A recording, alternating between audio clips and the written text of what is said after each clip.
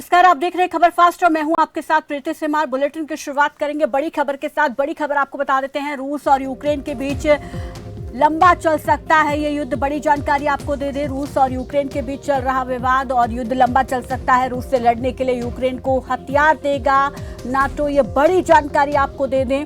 अब यहां पर नाटो की तरफ से यूक्रेन को हथियार दिए जाएंगे, लड़ाकू विमान और एयर डिफेंस सिस्टम भी नाटो की तरफ से दिया जाएगा। हालांकि यहां पर यूक्रेन की तरफ से ये कहा गया था, वहां के प्रमुख ने कहा था कि हमें अकेला छोड़ दिया गया है।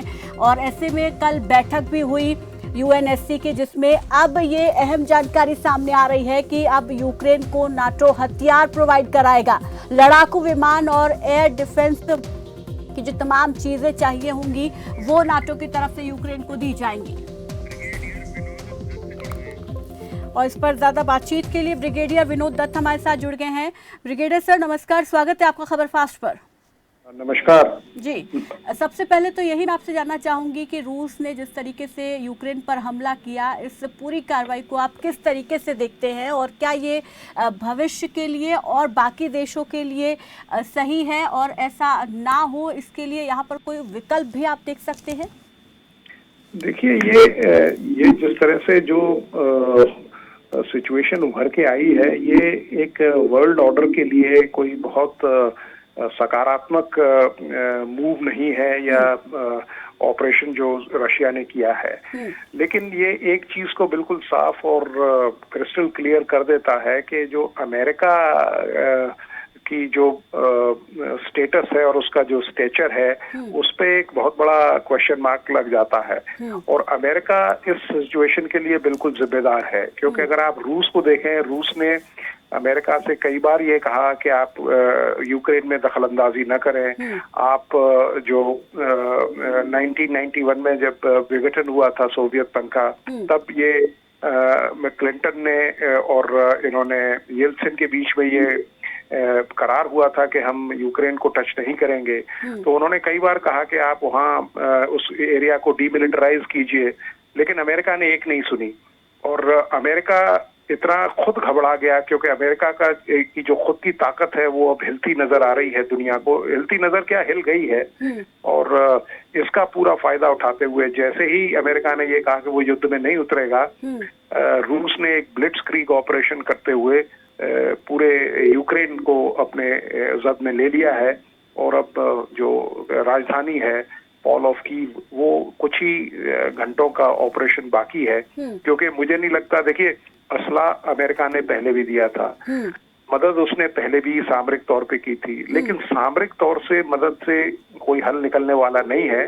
उसे चाहिए था कि वो यूनाइटेड नेशंस की जो पीस कीपिंग फोर्सेस हैं उनको वहां तैनात करे। नेटो फोर्सेस का वहां आना मैं मानता हूं, क्योंकि यूक्रेन नेटो का सदस्य नहीं है, तो अमेरिका जो नेटो फोर्सेस हैं वहां उनको लैंड नहीं करा सकता या वहां नहीं भेज सकता। लेकिन यूनाइटेड नेशंस किस चीज के लिए है? यूनाइटेड नेशंस अफगानिस्तान में विफल रहा, हर मोर्चे पे वो विफल रहा है, तो ऐसे सफेद हाथी पालने से फायदा क्या है? बिल्कुल। लेकिन सर यहाँ पर बहुत एक्सपर्ट्स को मैंने सुना, वो ये कह रहे हैं कि अगर इसमें जो है अमेरिका दखल अंदाजी करता तो हालात और ज़्यादा ख़राब हो सकते हैं। तो ये अच्छा मान रहे हैं कि ठीक है उसने दखल अंदाजी नहीं की। आप इसको किस नज़रिए से देखते हैं, क्या ये सही है?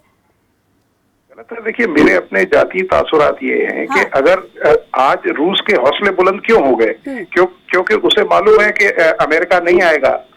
तो जब आप वो कहते हैं ना कि कई बार silence is taken as your weakness, तो वही हुआ है। अमेरिका की साइलेंस या अमेरिका का युद्ध में ना आना, मैं ये नहीं कह रहा हूँ। देखिए, नाटो फोर्सेस या नाटो अलायंस के बैकड्रॉप में अमेरिका को नहीं आना चाहिए था, वो जस्टिफाइड है। लेकिन यूनाइटेड नेशंस में तो आप परमानेंट सीट होल्ड किए हुए हैं, वहां से तो आप UN peace keeping force, UN का एक मैंडेट ये भी है कि वो विश्व में शांति बहाल करे। तो United Nations peace keeping forces तो सबकी आ सकती थी, सारे देश इसका खर्चा गहन कर सकते थे। लोगों का ये मानना कि भाई $975 बिलियन उसने वहां जाया किया है अफगानिस्तान में और 20 साल लगाए हैं, तो वो मैं मान सकता हूं कि भाई माली हालत अमेरिका की अच्छी नहीं है। लेकिन भाई सारे देश मिलके जो बड़े बड़े हैं, तो भाई 5 परमानेंट मेंबर्स हो गए, 10 टेम्पररी जो मेंबर्स होते हैं, उनको मिला के तो कम से कम सारी फोर्सेस वो दे सकते थे। और इस तरह के अगर सिग्नल्स जाएंगे, कल को चीन भारत में आके बैठ जाएगा, अरुणाचल प्रदेश में या लद्दाख में, तैवान में घुस यहाँ पर जाएगा। ये भविष्य के लिए और देशों के लिए एक खतरा है, और जो पावरफुल कंट्रीज है वो एक गलत संदेश यहाँ पर दे रही है कि हम पावरफुल है तो हम किसी पर भी कब्जा कर सकते हैं, कहीं पर भी हमला कर सकते हैं। तो वही मैं कह रही हूँ कि यहाँ पर बाकी देशों को इस पर विचार करना चाहिए। क्या यहाँ पर बाकी देश मिलकर कुछ कर सकते हैं इसके यूक्रेन पर हो रहे हमले को लेकर? क्योंकि जो निंदा प्रस्ताव था वो भी पास नहीं हो पाया यूएनसी की बैठक में। हालांकि अब यहाँ पर ये जानकारी आ रही है सर कि जो नाटो है वो यूक्रेन को हथियार देगा और डिफेंस सिस्टम जो है वो प्रोवाइड करवाएगा। तो अब इस कदम को किस तरीके से देखते हैं? देखिए, नाटो हथियार उसने नाटो ने पहले भी दिए हैं। 10 हवाई जहाज लोड अमेरिका ने भिजवाया वहां। पहले हथियारों से लड़ाई नहीं लड़ी जाती है।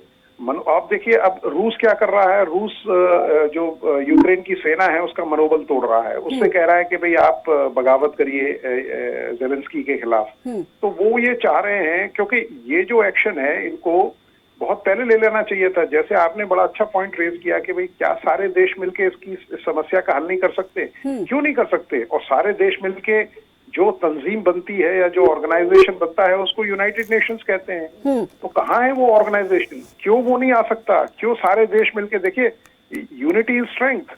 अगर 10 देश इकट्ठे होके वहां आ जाएं और दोनों कंट्रीज को नेगोशिएटिंग टेबल पे ले आए तो इसमें कोई हर्ज नहीं है कि भाई आप इसको शांतिपूर्वक वार्ता से इसको समस्या को खत्म कीजिए।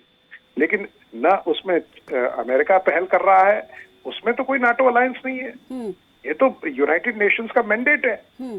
सारे देश, आज ज़ेलेंस्की साहब का जो स्टेटमेंट है कि मेरी किसी ने मदद नहीं की, आप देखिए कितना दर्द है उस वक्तव्य में। बिल्कुल बिल्कुल, यहाँ पर बाकी देशों पर इस पर विचार करना चाहिए और कदम भी उठाया जाना चाहिए। बहुत बहुत शुक्रिया सर हमारे साथ जुड़ने के लिए, इस तमाम बातचीत के लिए। तो यहाँ पर रूस ने जिस तरीके से यूक्रेन पर हमला किया है और वहाँ की आर्मी से बगावत की बात रूस कह रहा है, हालांकि ये एक गलत मैसेज जाएगा पूरे